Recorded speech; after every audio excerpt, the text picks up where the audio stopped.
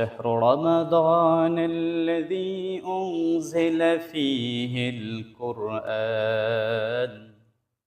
هدى للناس وبينة من الهدى والفرقان গোটা বিশ্বের রব আল্লাহ তাআলা বলেন, রমজানুল মুবারকে আমি কোরআন নাজিল করেছি, এটি মানুষের জন্য হেদায়েত ওয়া বাইয়িনাতিম মিনাল হুদা ওয়াল ফুরকান, এটি মানুষের কাছে হেদায়েত প্রকাশ করবে এবং সত্য মিথ্যার ভিতরে পার্থক্য করে দেবে। অপরদিকে রব্বুল আলামিন বলেন, ইন্না আনজালনাহু ফি লাইলাতিল কদর, নিশ্চয়ই আমি আল্লাহ কদরের রাতে কোরআন নাজিল করেছি। সম্মানিত শুধু রমজান মুবারকে আমরা কি কি কাজ করব? প্রথমত রমজান মুবারকে আমরা রোজা রাখব, দিনভর রোজা রাখব। কখন থেকে? সুবহে সাদেক থেকে শুরু করে সূর্য অস্ত পর্যন্ত পানাহার সহ যাবতীয় সকল পানাহার, যৌন সম্ভোগ, পাপাচার থেকে নিজেকে ফেরায় রাখব। রমজান মুবারকে রোজা অবস্থায় যদি কোনো ব্যক্তি আপনারে গালি দেয়, আপনার সাথে ঝগড়া করতে আসতে চায়, আপনি বলবেন আমি রোজাদার। রোজা আপনারে শেখাচ্ছেন কিভাবে সহনশীল হতে হয়। যদি কেউ আপনারে গালি দেয়, আপনি তার গালির জবাবে গালি দিবেন না, বরং আপনি তাকে সালাম বলবেন, চলে আসবেন। একটি ঘটনা, একবার এক লোক হযরত আবু বকরকে গালি দিতেছিলেন। আবু বকর কথার জবাব দিচ্ছিলেন না, চুপ থাকতেছিলেন। আল্লাহর হাবিব সাল্লাল্লাহু আলাইহি সাল্লাম মুচকি মুচকি হাসতেছেন। কিছুক্ষণ পরেই হযরত আবু বকর যখন তার কথার উত্তরে প্রতি উত্তর করলেন, আল্লাহর হাবিবের চেহারা মোবারক লাল হয়ে গেল। হুজুর চলে গেলেন। আবু বকর পিছু পিছু চললেন, বলে, ইয়া রাসূলুল্লাহ, লোকটা আমার সঙ্গে ঝগড়া করছিল, আপনি মুচকি হাসতেছিলেন, আর আমি যখন জবাব দিলাম আপনার চেহারাটা মলিন হয়ে গেল, আপনি উঠে চলে গেলেন। কারণ জানতে চাই। হুজুর সাল্লাল্লাহু আলাইহি সাল্লাম বলেন, আবু বকর রে, তুমি যখন চুপ ছিলে, তোমার পক্ষ থেকে রহমতের ফেরেশতা তার জবাব দিচ্ছিল। আর যখন তুমি নিজেই জবাব দিতে শুরু করলে, নিজে ঝগড়ার মধ্যে জড়ায় গেলে, রহমতের ফেরেশতা চলে গেল, সেখানে শয়তান এসেছে, আমি রাসূলুল্লাহ খুশি হয়ে গেলাম। এজন্য আমার ভাইরা, রমজান অবস্থায় সকল রকমের পাপাচার থেকে, ঝগড়া ফাসাদ থেকে নিজেকে হেফাজত করবেন। হুজুর সাল্লাল্লাহু আলাইহি সাল্লাম বলেছেন, যে ব্যক্তি রোজা অবস্থায় গুনাহ থেকে বাঁচতে পারল না, তার উপবাস থাকাতে আল্লাহর কিছু আসে যায় না। রোজা রাখার পরেও যে ব্যক্তি গুনাহ থেকে, পাপাচার থেকে নিজেকে বিরত রাখতে পারলো না, তার রোজা হয় না। রোজা হতে হবে অঙ্গ প্রত্যঙ্গ, প্রত্যেকটি অঙ্গ প্রত্যঙ্গের রোজা হতে হবে। আপনি রোজা রেখে সিনেমা দেখতে পারবেন না, অশ্লীল কিছু দেখতে পারবেন না, মুখ থেকে ফায়সা কথা বলতে পারবেন না, বিবেক দিয়ে খারাপ কিছু ভাবতে পারবেন না, কান দিয়ে গান বাদ্য সহ নানাবিধ পাপাচারের কাজ বাজ শোনা যাবে না, হাত দিয়ে খারাপ কিছু ধরা যাবে না, নাকি যেমন চেতাই করবেন, কথা কয় না, পা দিয়ে অপরাধমূলক জায়গায় চলা যাবে না। বরং রমজানের যখন আপনি রোজা রাখলেন, এই জন্য আল্লাহ বলছেন, লাআল্লাকুম তাত্তাকুন, তোমরা যাতে করে তাকওয়াবান হতে পারো, কেউ দেখে না, আল্লাহ দেখতেছেন। এই চিন্তা করে তুমি হাজার খাবার থাকার পরেও তুমি খাবারে মুখ লাগাচ্ছ না, শুধুমাত্র সময়ের অপেক্ষায়। ঠিক মুমিন বান্দা হবে যারা আল্লাহকে না দেখেই রমজান মাসে যেমন খায় না আল্লাহর ভয়তে, ঠিক গোটা জীবনে আল্লাহকে না দেখেই, বরং আল্লাহর ভয়তে এই জাহান্নাম থেকে বাঁচার জন্য সকল রকমের পাপের কাজ থেকে নিজেকে, নিজের পরিবারকে, সমাজকে, অধীনস্থদেরকে বাঁচায় রাখবে, এর নাম হলো মুসলমান। মুসলমান আমাদেরকে কেমন মুসলমান হওয়া লাগবে? ইব্রাহিম আলাইহিস সালামের মতো। ইব্রাহিম আলাইহিস সালাম মুসলমানদের জাতির পিতা।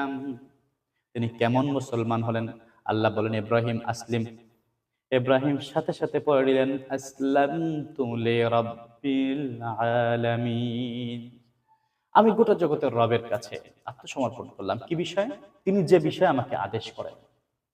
আল্লাহ আদেশ করেন ইব্রাহিম, তুমি তোমার কলিজার টুকরা সন্তানটাকে তোমার কাছ থেকে দূরে ফালায় দিয়ে আসো। কোথায়? সেই জায়গায়, যেই জায়গায় এখন জামজাম কূপ, বাইতুল্লাহ। ৮০ বছরের পরে কোন বর্ণায় ৯৬ বছর বয়সের বুড়ো বয়সের সন্তান ইসমাইল আলাইহিস সালাম অনেক কান্নাকাটি রোনাজারি করে আল্লাহর কাছ থেকে একটি সন্তান পেলেন। সন্তানটা যখন হাসতে শুরু করেছে, খেলতে শুরু করেছে, বাবার কাছে তখন অর্ডার আসছে, ইব্রাহিম তুমি তোমার সন্তানকে মক্কার দূরে ওই জায়গায়, যেই জায়গাটা এখন মক্কা, আগের নাম ছিল বাক্কা, ওই শহরে ফেলে দিয়ে আসো। জনমানবহীন এলাকা ইব্রাহিম আলাইহিস সালাম কলিজার টুকরা ইসমাইল আলাইহিস সালামকে তার মা হাজেরাকে সহ ফালায়া দিলেন। খাবার নাই, পানিও নাই, বিরান মরুভূমির ভিতরে। কারণ হলো ইব্রাহিম আলাইহিস সালাম ছিলেন মুসলমান, মুসলমানদের পিতা। আল্লাহ যা আদেশ করেছেন ওইটাই মানা লাগবে। আল্লাহ বলছেন উদখুলু ফিস সিলমি কাফা ওয়ালা তাত্তাবিউ খুতুওয়াতিশ শাইতান ইন্নাহু লাকুম আদুউম মুবিন। উদখুলু ফিস সিলমি কাফা, পরিপূর্ণরূপে ইসলামের মধ্যে দাখিল হয়ে যাও, আংশিক নয়। আর শয়তানের পথ অনুসরণ করিও না, নিশ্চয়ই শয়তান তোমাদের শত্রু। পরিপূর্ণ ইসলাম কাকে বলেন? আপনার যেটা সুবিধা ওইটা গ্রহণ করবেন, আপনার জন্য যেটা অসুবিধা ওইটা গ্রহণ করবেন না। এর নাম ইসলাম নয়, পরিপূর্ণ ইসলাম মানা নয়, বরং আল্লাহ যা আদেশ করেছেন পুরোটাই পালন করবেন, নিষেধ করেছেন সেগুলো বর্জন করবেন। যদি পারেন তবে আপনি পরিপূর্ণ ইসলামের মধ্যে দাখিল হয়ে গেলেন। আল্লাহ আদেশ করেছেন, এখানে আর কোনো কনসিডার হবে না, বরং আল্লাহ বলেছেন তাই আমাকে সন্তান স্ত্রী শুদ্ধ ফালায় দিলাম। কি খাবে, কি পরবে, এই চিন্তা ইব্রাহিম আলাইহিস সালাম করলেন না। ইব্রাহিম নবী চললেন পথের তরে। স্ত্রী ডেকে বলেন, প্রাণের স্বামী গো, এটা কি আল্লাহর হুকুমে আমাদেরকে রেখে যাচ্ছে? ইব্রাহিম কলিজার টুকরা সন্তানটারে ফালায় দিছে। প্রথম একটাই সন্তান, আবার বার্ধক্য বয়সে, বুড়ো বয়সে। ইব্রাহিম মুখ থেকে কথা সরে না, আকাশের দিকে হাত ইশারা করেছে। বিবি বুঝে ফেলেছে আমার স্বামী আল্লাহর পয়গম্বর, নিজের ইচ্ছে মাফিক কিছু করে না, আল্লাহ যা আদেশ করেন ওইটাই করেন। বিবি বলেন, প্রাণের স্বামী নিশ্চিন্তে আপনি ফিরে যান। আপনি যে রবকে খুশি করার জন্য আমাদের এখানে রেখে যাচ্ছেন, আমার বিশ্বাস আমার রব আমাকে এবং আমার সন্তানকে না খাওয়া মারবে না। সুবহানাল্লাহ। ঈমান কারে বলে? আর আমাদের ঈমান টাকার কাছে বিক্রি হয়, আমাদের ঈমান ভালোবাসার কাছে বিক্রি হয়, আমাদের ঈমান স্বার্থের কাছে বিক্রি হয়। আমাদের ঈমান তো এমন কচু পাতার উপরে পানির মতো, কচু পাতার উপরে পানি টলমল করে, ধাক্কা লাগলেই শেষ, বাতাসের ঝাপটা আসলেই শেষ। আমাদের ঈমান তো এখন আছে, একটু পরে নাই। ইব্রাহিম আলাইহিস সালাম সন্তান স্ত্রী ফালায় দিলেন, চলে গেলেন। সন্তান যখন বড় হলো, বয়সটা যখন 7 বছর 10 বছর কাছাকাছি, আল্লাহ আবার আদেশ জারি করলেন, ইব্রাহিম পরীক্ষা দিতে হবে। বলে, রব কি পরীক্ষা? চলে যাও, তোমার সন্তানকে তোমার রবের জন্য জবেহ করো। অনেক লম্বা আলোচনা। ইব্রাহিম আলাইহিস সালাম চলে গেলেন, গিয়ে দেখে ছোট্ট বাচ্চা ইসমাইল, ফুটফুটে কিশোর। বলেন, বাবা তোমার নাম কি? ছেলে জবাব দিল, আপনি আমারে চিনবেন না, আমি এইখানকার কেউ না, তবে একটা নাম বলি, তারে আপনি চিনবেন। আমার আব্বা ইব্রাহিম খলিলুল্লাহ। আর আমি ইব্রাহিম খলিলুল্লাহ, আমার আব্বা ইব্রাহিম, আমি ইব্রাহিমের সন্তান, আমার নাম ইসমাইল। বাপ তো চিনে ফেলেছে সন্তান এটা আমার। বাপ এবার পরিচয় দিচ্ছে, আমি কে জানো? বলে না, আপনারে তো আমি কখনো দেখি নাই, চিনিও না। বললেন আমি এই এলাকার কেউ না, আমি হলাম ইব্রাহিম আলাইহিস সালাম। বাবা এবং সন্তানের মধ্যে কথোপকথন হয়ে গেল, কিন্তু ইব্রাহিমও পরিচয় দিলেন না, ইসমাইলও পরিচয় দিলেন না। বলে তোমার বাসা কোথায়? বলে এইখানেই আমার ঘর। চলেন। দরজার সামনে গেলেন, বললেন আমি ইব্রাহিম। সন্তান বললেন আমি ইসমাইল। দীর্ঘ বছর পরে বাবার সন্তান একত্রিত হলো, বাবা সন্তানকে বুকে জড়ায় নিলেন।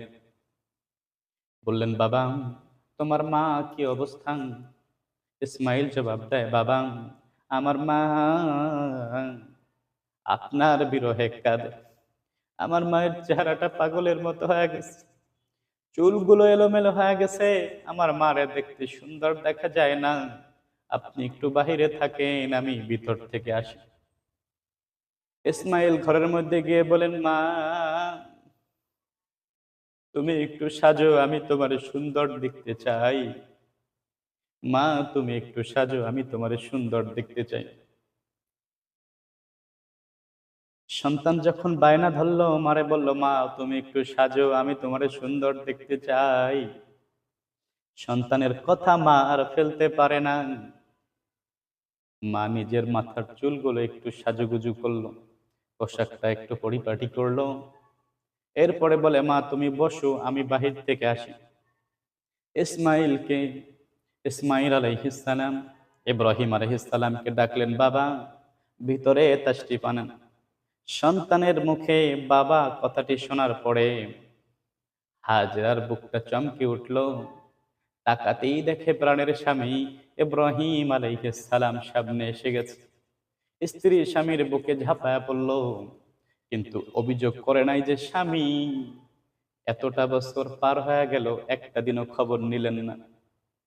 স্বামী এবং স্ত্রীর সম্পর্কটা কেমন হওয়া উচিত? আমাদের অবস্থা কি?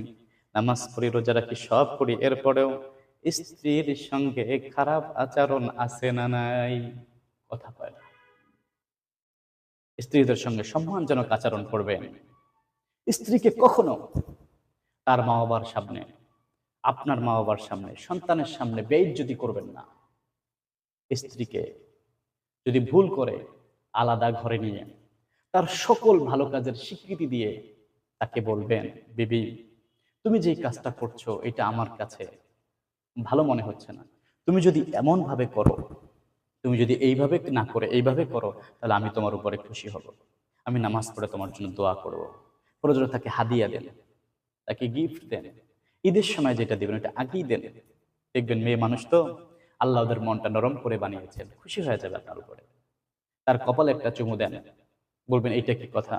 আরে বাপ, আপনি আপনার স্ত্রীকে চুমু দিবেন না, ভালোবাসা দিবেন না তো কাকে দিবেন? আপনি যদি আপনার বিবিরে ভালোবাসা দেন, রব্বুল আলামিন আপনার আমলনামায় প্রতিনিয়ত সওয়াব দিয়ে থাকে। কেমনে? আপনি যদি আপনার স্ত্রীকে ভালোবাসা না দিয়ে আপনি যদি অন্য মেয়ে লোককে দিতেন, তাহলে আপনার যেমন গুনাহ হতো, আপনার স্ত্রীকে আপনি সম্মান করবেন, স্নেহ করবেন, ভালোবাসা দিবেন, এতে আপনার সওয়াব হবে। সুবহানাল্লাহ। আপনি আপনার স্ত্রীর সঙ্গে যদি খুশ গল্প করেন, আল্লাহ তাআলা আপনার আমলনামায় সওয়াব দিবেন। কেন? আপনি যদি আপনার স্ত্রীর সঙ্গে খুশ গল্প না করে অন্য কোনো মহিলার সঙ্গে করতেন, তাহলে গুনাহ হতো। গুনার বিপরীত হচ্ছে সওয়াব। তো বলতেছিলাম, ইসমাঈল আলাইহিস সালাম বাবা আর মায়ের ভিতরে কত সুন্দর করে একটা মিল করে দিল। আমার যুবক ভাইরা, আমার ছেলের কচিকাচারা, তোমাদের আব্বা আম্মার মধ্যে যদি কখনো তর্ক বিতর্ক হয়, তোমরা তাদেরকে সাপোর্ট করবা, দুইজনকে মিলায় দিবা, একজনের পক্ষ নিবা না। বরং তোমরা উভয়ের পক্ষ নিয়ে মা বাবাকে মিলায় দিবা, যত দ্রুত সম্ভব তাদের মুখে হাসি ফুটায় দেবা। রব্বুল আলামিন তোমাদের সম্মান মর্যাদা বাড়ায় দিবে।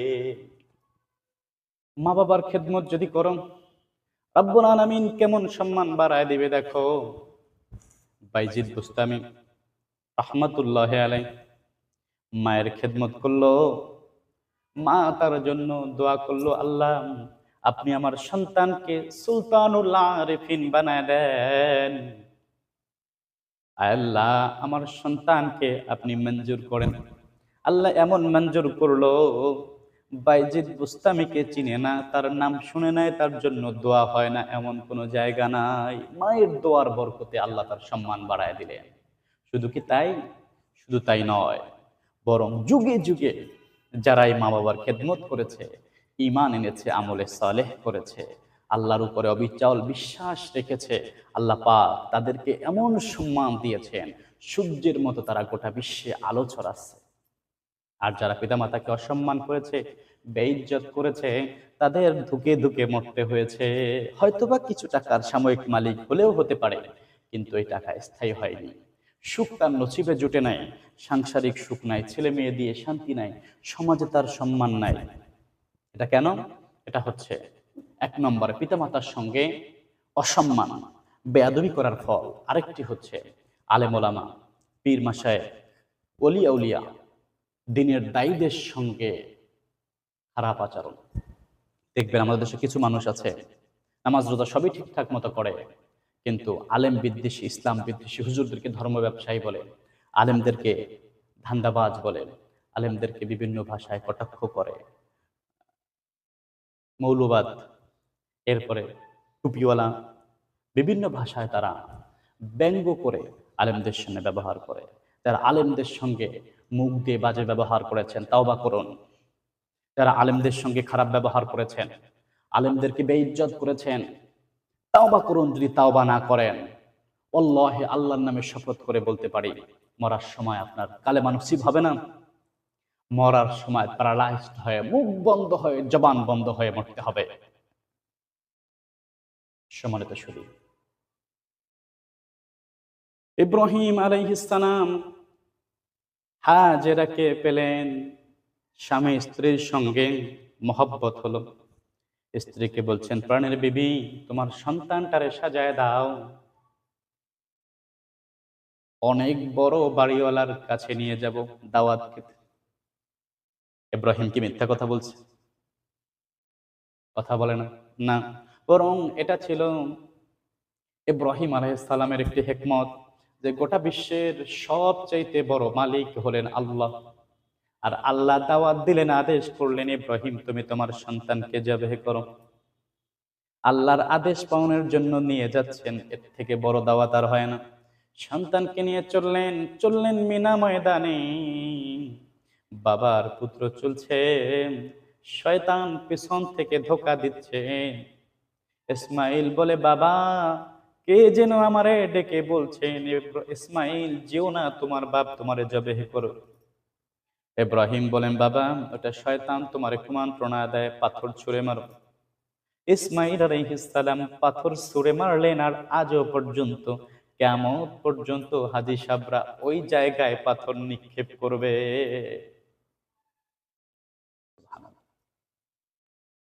পাথর নিক্ষেপ করলেন, চললেন পিতা পুত্র মিলে। ইসমাইল আলাইহিস সালাম অনেক লম্বা আলোচনা, বললেন, বাবা আপনি তো আপনার রবের জন্য আমারে জবেহ করবেন।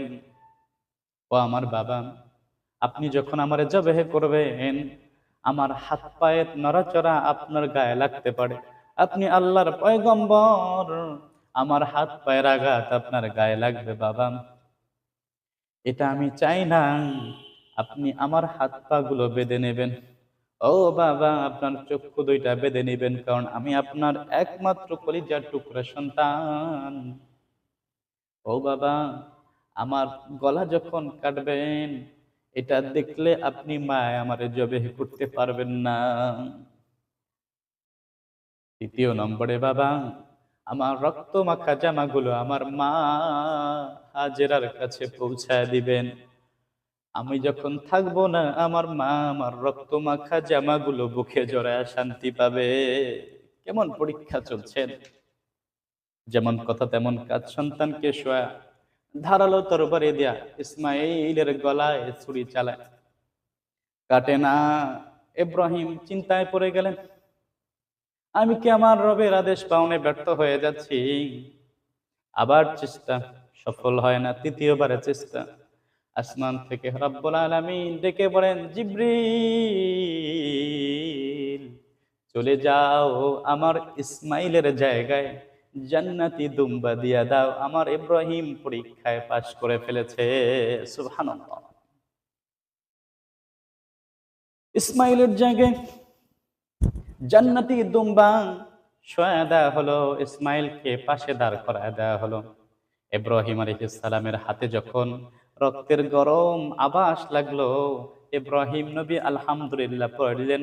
আল্লাহ ডেকে বলেন, ইব্রাহিম কদ সাদ্দাকতার রুইয়া, তুমি তোমার স্বপ্নকে বাস্তবে রূপ দিয়েছো ইব্রাহিম, তুমি সফল হয়ে গেছো। আজকের থেকে তুমি শুধু ইব্রাহিম না, তুমি ইব্রাহিম খলিলুল্লাহ। সুবহানাল্লাহ। ইব্রাহিম আলাইহিস সালাম, ইব্রাহিম খলিলুল্লাহ ভূষিত হয়ে গেলেন। আর এইখান থেকেই মোমেনদের জন্য শিক্ষা, আল্লাহ যা আদেশ করেন এটা বান্দার জন্য ক্ষতি না, বরং বান্দাকে আল্লাহ পরীক্ষা করতে চায়। সে যদি পরীক্ষায় উত্তীর্ণ হয়, রব্বুল আলামিন তাকে ইব্রাহিম আলাইহিস সালামের সঙ্গে জান্নাত দিয়ে দিবে।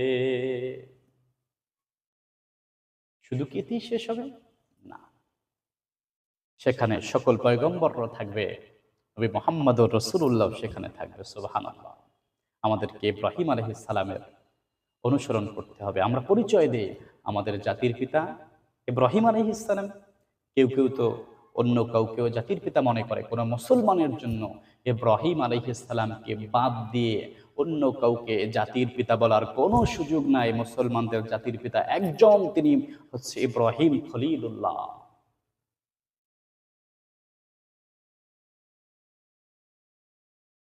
রমজানুল মুবারক আপনার জন্য প্রথম কথা হলো, আপনি দিনই রোজা রাখবেন। রাতের বেলায় আপনি তারাবিহের নামাজ আদায় করবেন, তাহাজ্জুদ পড়ার চেষ্টা করবেন। আপনি আপনার সন্তানদেরকে রোজা রাখার ব্যাপারে, ছোট্ট বাচ্চাদেরকে উদ্বুদ্ধ করবেন, তাদেরকে রোজা যাতে না রাখে এজন্য চাপ প্রয়োগ করবেন না, বরং রোজা রাখার জন্য আপনি তাকে উৎসাহ প্রদান করবেন, যাতে করে আপনার সন্তান রোজা রাখতে অভ্যস্ত হয়ে যায়। ইফতারির সময় তাকে সাথে নিয়ে যাবেন। আপনার বন্ধু বান্ধব মহলের লোকদেরকে ইফতারির দাওয়াত করবেন। দেখবেন আপনার সঙ্গে আপনার ছোট্ট বাচ্চাটাও খাবার খায় না, সামনে নিয়ে বসে আছে। এটা তার জন্য একটি শিক্ষা হবে। এরপরে আপনার সিহরিতে আপনাদের বাচ্চাদেরকে জাগাবেন। আপনার বাচ্চা একটু কম ঘুমালে ও মরবে না, বরং আল্লাহ রহমত পাবে। এই উসিলা আল্লাহ পাক ওর জেহেন শক্তি, মেধা আল্লাহ বাড়ায় দিবে। খেজুর দিয়ে ইফতার শুরু করবেন, রাসূলের সুন্নাহ। সিহরিতে আপনারা অল্প করে হলেও খাবেন।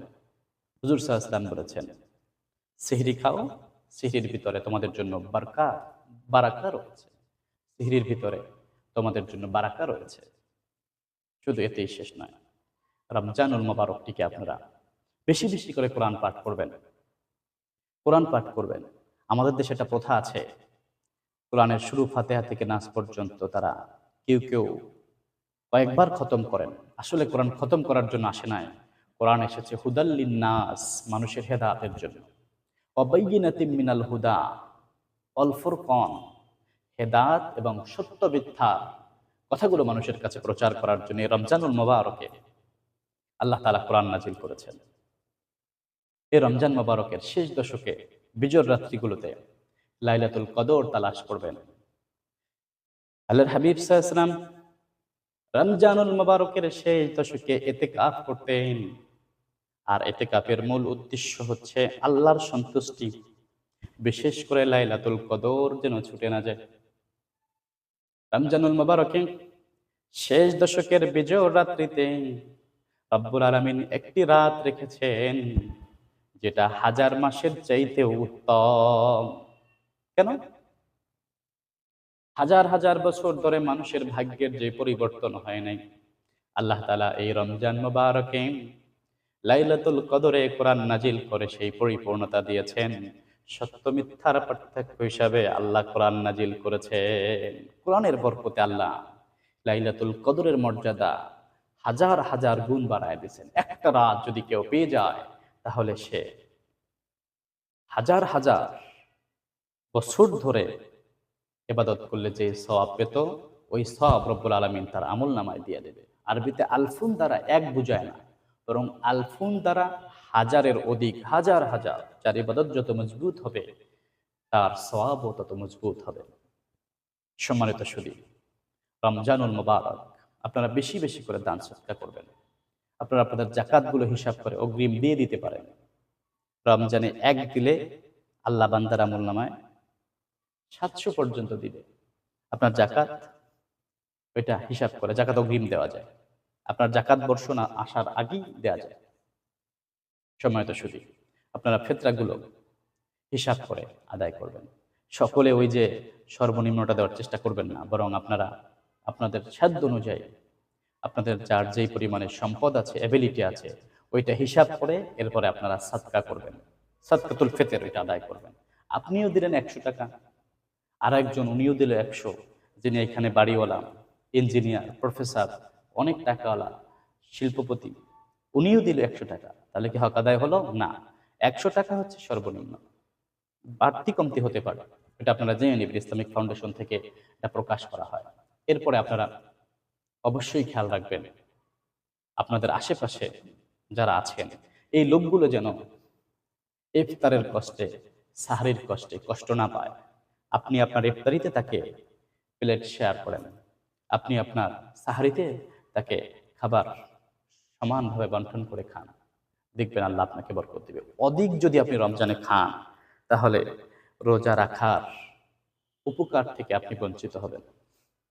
রমজান হচ্ছে আপনার শরীরকে আবার রিস্টোর করা, অর্থাৎ নতুন করে জাগানো। যেমন কিছু কিছু ঘড়ি আছে, একবার ব্যাটারি দিলে 1 বছর, 2 বছর, 3 বছর চলে। কিছু কিছু 6 মাস চলে, কিছু আছে 1 মাস চলে। রমজান হচ্ছে মুমিনের জন্য আত্মশুদ্ধির একটি মাস। এই রমজানে সে যা তাকওয়া অবলম্বন করবে, তা দিয়ে সারা বছর চলবে। কিছু কিছু মানুষ তো এমন আছে, শয়তান তাদেরকে এমন পরিমাণে কুমন্ত্রণা দেয়, রমজান আসার পরেও তারা গুনাহ ছাড়তে পারে না। সম্মানিত হাজির, রমজানুল মুবারক যখন এসে যায়, রব্বুল আলামিন জাহান্নামের দরজা বন্ধ করে দেয়, জান্নাতের সব দরজাগুলো খুলে দেয়। সকল মানুষগুলো জান্নাতে আরামে এসে থাকতে থাকে। আবার যখন রমজান শেষ হয়ে যায়, শাওয়াল মাসের চাঁদ উদিত হয়, রমজান মুবারকে তাদের আপনজনেরা, আত্মীয় স্বজনেরা তাদের কথা স্মরণ করে যে সকল নেক আমল করেছে, ওর উসিলায় যাদেরকে ক্ষমা করা হয়েছে, তাদেরকে চিরস্থায়ী ক্ষমা করে দেওয়া হয়েছে। আর যাদের দুনিয়ায় রেখে যাওয়া ধন সম্পদ সন্তান, তাদের কথা মনে করে নাই, সওয়াব বকশিশ করে নাই, দান সদকা করে নাই, তাদের কবরে আবার জাহান্নামের আগুন লেগে যায়। এজন্য আমরা দোয়া করতে ভুল করব না। রব্বিক ফিরলি ওয়ালি ওয়ালিদাইয়া ওয়ালি উস্তাজিনা ওয়ালি মা শাইখনা ওয়ালি জামিল মুমিনিনা ইয়াওমা ইয়াকুমুল হিসাব। আল্লাহ, আমারে মাফ করেন, আমার আব্বা আম্মা, আমার পূর্বসূরীকে মাফ করেন, যত মুমিন আছে সকলকে আপনি মাফ করে দেন। সুবহানাল্লাহ। আল্লাহ তাআলা বলছেন, ইন্নাল ইনসানা লাফি খুসর, নিশ্চয়ই সকল মানুষ ক্ষতির ভিতরে রয়েছে। আচ্ছা, আল্লাহর কথাটা কেমন একটু খেয়াল করেন। সকল মানুষ ক্ষতির ভিতরে আছে, কারণ তারা সময়কে মূল্যায়ন করে না, সময়কে আল্লাহর রাস্তায় ব্যয় করে না, আল্লাহর জন্য ব্যয় করে না, নিজের ইচ্ছে মাফিক চলে। এরপরই আল্লাহ বলে দিলেন, তবে হ্যাঁ, ইল্লাল্লাযীনা আমানু, তবে যারা ঈমান এনেছে তারা ক্ষতি থেকে বেঁচে গেছে। ঈমান যারা আনছে, ঈমান কি বলে? আমানতু বিল্লাহি ওয়া মালাইকাতিহি ওয়া কুতুবিহি ওয়া রুসুলিহি ওয়াল ইয়াউমিল আখির ওয়াল কদরি খাইরিহি ওয়া শাররিহি মিনাল্লাহি তাআলা ওয়াল বা'সি বা'দাল মাউত। আমরা ঈমান বলতে মনে করি আল্লাহ আছে, বিশ্বাস করি, এই মাঝে মাঝে একটু নামাজ টামাজ পড়ি, রমজান মাসে রোজা রাখি, ঈমানদার হয়ে গেছি না। এই যে বিষয়গুলো বললাম, আমানতু বিল্লাহ, আল্লাহর উপরে বিশ্বাস, গোটা বিশ্বের রব আল্লাহ। আর ওই আল্লাহ বলছেন আলা লাহুল খালক ওয়াল আমর, সৃষ্টি যা, আইন চলবে তা। এখন আপনি আল্লাহকে মানেন, ইমানদার পরিচয় দেন, কিন্তু আল্লাহর আইন প্রতিষ্ঠা হোক এটা আপনি চান না। আপনি ইমানদার দাবি করেন, নামাজ পড়েন, রোজা রাখেন, কিন্তু আল্লাহর এই জমিনে আল্লাহর বিধান কার্যকর হোক এটা আপনি চান না। যারা চায় তাদেরকেও সমর্থন করেন না। আপনি ইমানদার দাবি করছেন, প্রথম সেক্টরে আপনি ইমানদার নয়।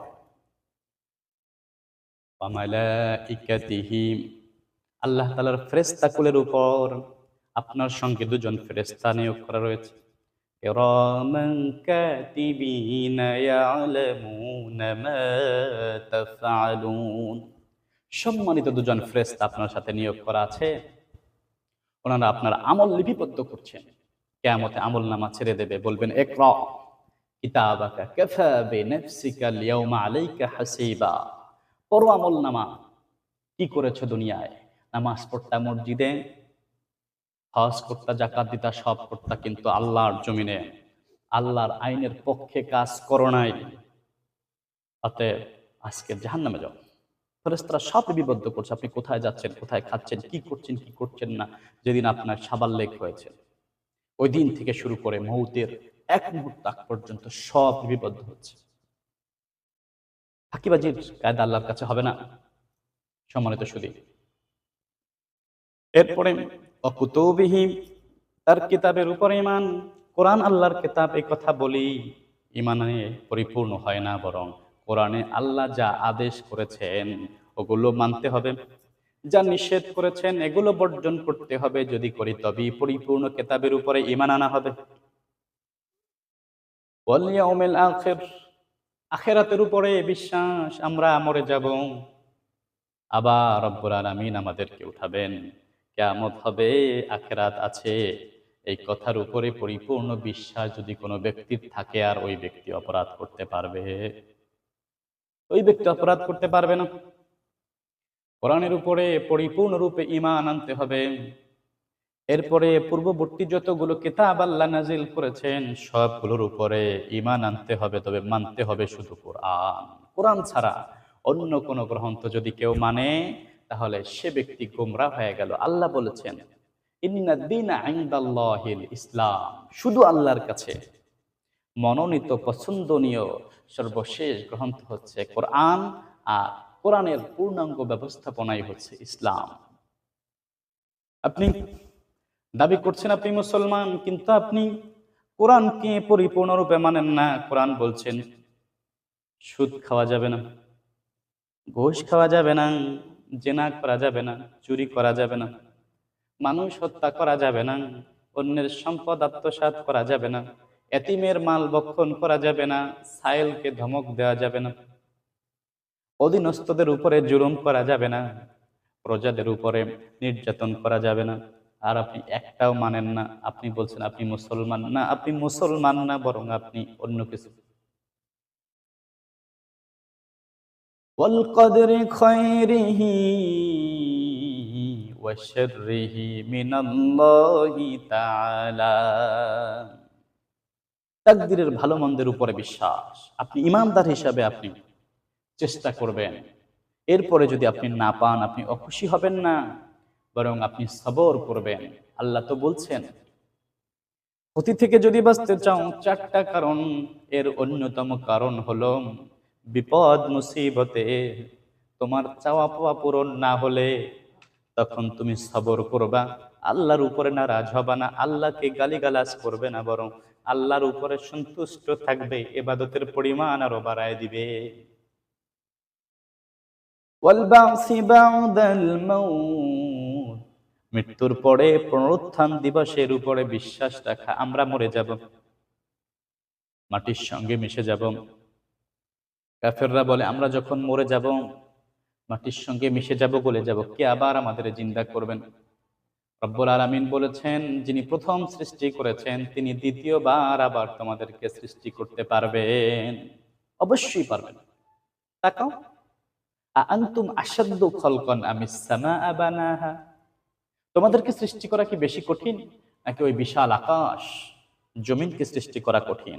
ওই বিশাল আকাশটাকে বিনা খুঁটিতে আমি আল্লাহ বানায় রেখেছি, যেটা আমি আল্লাহ আকাশকে বানায় রাখতে পারলাম, বিনা খুঁটিতে দাঁড় করায় রাখতে পারলাম। ওই আল্লাহর পক্ষে তোমাদেরকে সৃষ্টি করা দ্বিতীয়বার কোনো ব্যাপারই না, তিনি আবার চিন্তা করবেন।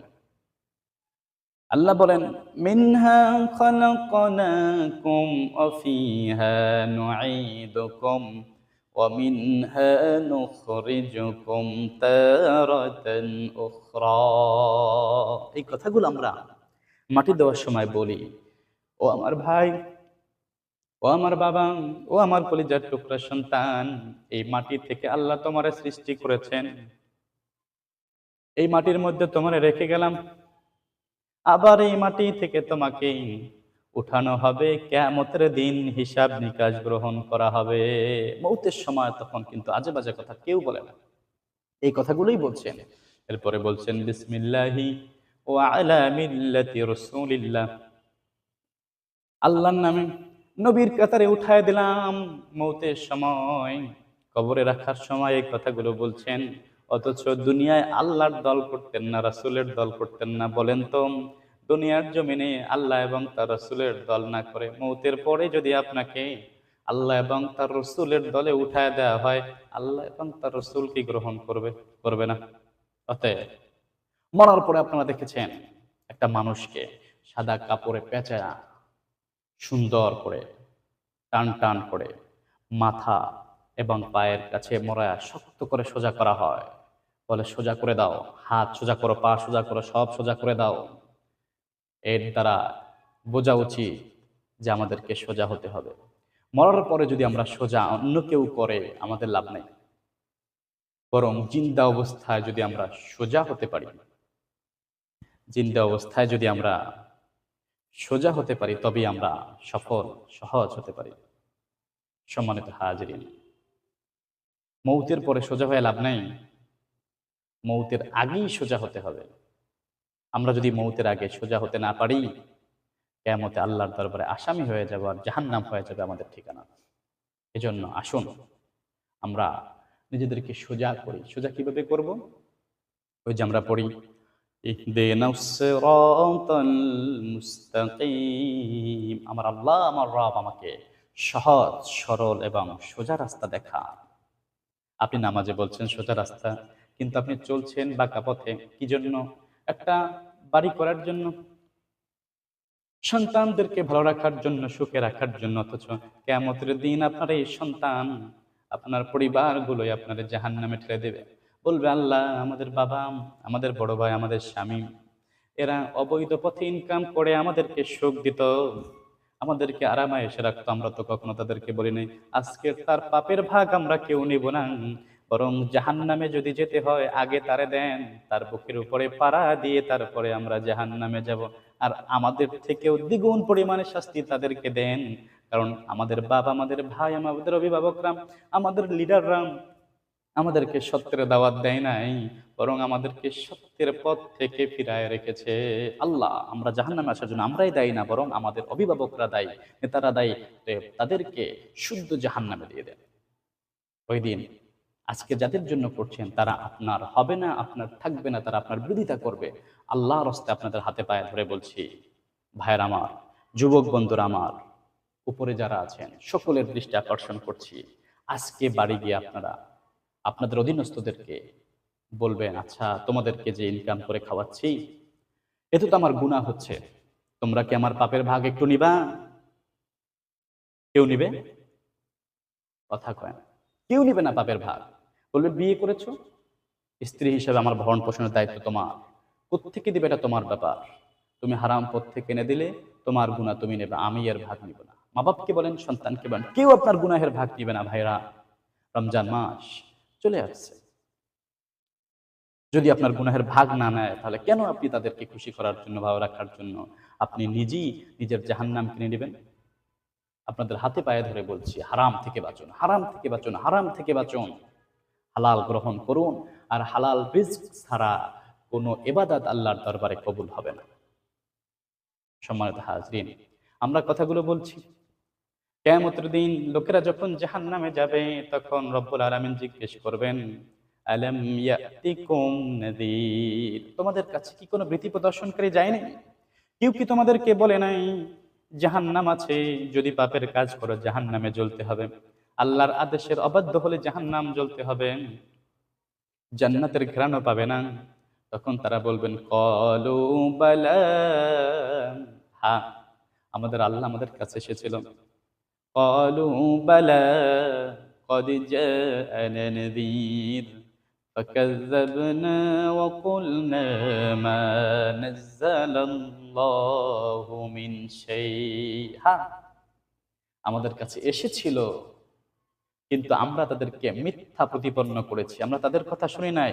আমরা বলেছি যে এই মোল্লারা হুজুররা আমাদেরকে দুনিয়ার টাটকা সুখ থেকে ফেরায় রাখতে চায়, এগুলো ধোঁকা।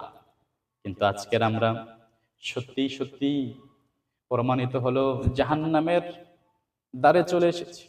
ও আমাদের রব, আমাদেরকে আর একটা বার সুযোগ দেন। এবার যদি আমরা দুনিয়ায় যেতে পারি, সব ভালো কাজ করবো, আর কোনো অপরাধ করব না। কিন্তু জন্ম একবার, মরণও একবার, কিয়ামত উঠানো হবে, দুনিয়ায় আর ফেরত দেওয়া হবে না।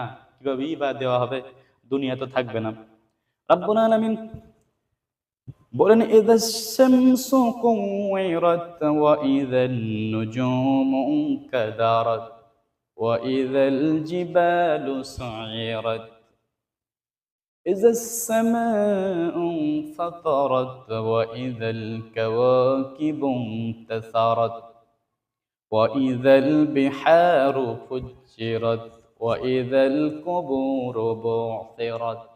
আল্লাহ বলছেন, আসমানকে বিদীর্ণ করা হবে, চন্দ্র সূর্য তারকারাজি সব ছিটকে পড়বে, একটি আরেকটার সঙ্গে ধাক্কা লেগে তছনছ হয়ে যাবে। শুধু এতেই শেষ হবে না, বরং কবরের ভিতরে যা আছে, সমুদ্রের ভিতরে যা আছে, সবগুলো উত্থিত হয়ে যাবে। আল্লাহ তাআলা গোটা জমিনকে শেষ করে দিবেন। কিয়ামতের সমতল মাঠ তৈরি করবেন, সেখানে সকলকে উঠানো হবে হিসাবের জন্য। দুনিয়া আর থাকবে না। তারপর তারা বলবে, আল্লাহ, যদি আমাদের মউত হয়ে যেত, যদি আমাদের মৃত্যু এসে যেত। রব্বুল আলামিন বলবেন, এক মৃত্যু না, বহু মৃত্যু যদি আজ ডাকো, আজকে আর কোনো মউত হবে না, মউত তো জবেহ করে দেওয়া হয়েছে, মউত আর থাকবে না। ওই যে একবার চিন্তা করা হবে, অনন্তকাল যারা জান্নাতি জান্নাতে থাকবে, যারা জাহান্নামী তারা জাহান্নামের মধ্যে থাকবে। রব্বুল আলামিন বলছেন, জাহান্নামীদেরকে আল্লাহ অর্ডার করবেন, খুযুহু ফাগুল্লুহু সুম্মাল জাহিমা সাল্লুহু। খুযুহু ফাগুল্লুহু, তাদেরকে ধরো, পাকড়াও করো, এবং তাদেরকে জাহান্নামের মধ্যে নিক্ষেপ করো। ৭০ গজ, ৭০ জিরাআন, শিকল দিয়ে বেঁধে তাদেরকে জাহান্নামে নিক্ষেপ করে দাও। জাহান্নামীদের করুণ অবস্থাটা এমন হবে, তাদের চামড়াগুলো খসে পড়ে যাবে। রব্বুল আলামিন নতুন করে চামড়া পরায় দিবেন, যাতে করে শাস্তির তীব্রতা বেশি করে ভোগ করতে পারে। আল্লাহ রব্বুল আলামিন এই দুনিয়ায় যারা আল্লাহ তাআলার আদেশের অবাধ্য হবে, আল্লাহ পাক তাদের কিভাবে শাস্তি দিবেন? রব বলছেন, ক্ষতির ভিতরে সবাই আছে, যারা ঈমান আনলো তারা ক্ষতি থেকে বেঁচে গেল। এরপর আল্লাহ বলেন, আমলে সালেহ করতে হবে। ঈমান আনলেন, এতেই শেষ হলো না। ঈমান আনার পরে যদি সৎ কাজ না করেন, তাহলে আপনি অসৎ কাজ করার কারণে জাহান্নামে হবেন। ঈমান আনলেন, কিন্তু আপনি সৎ কাজ করেন নাই, আল্লাহর আদেশ মানেন নাই, নিষেধগুলো ছাড়েন নাই। আপনি নিষেধগুলো না ছাড়ার কারণে আপনার উপরে যে শাস্তি আরোপ করা হয়েছে, এই শাস্তিগুলো একে একে আপনার উপরে চলতে থাকবে। শাস্তিগুলো ভোগ করার পরে এরপরে আপনি জান্নাতে যেতে পারবেন। আর যদি আমলে সালেহ করেন, রব্বুল আলামিন আপনাকে সোজা জান্নাত দিয়ে দিবে।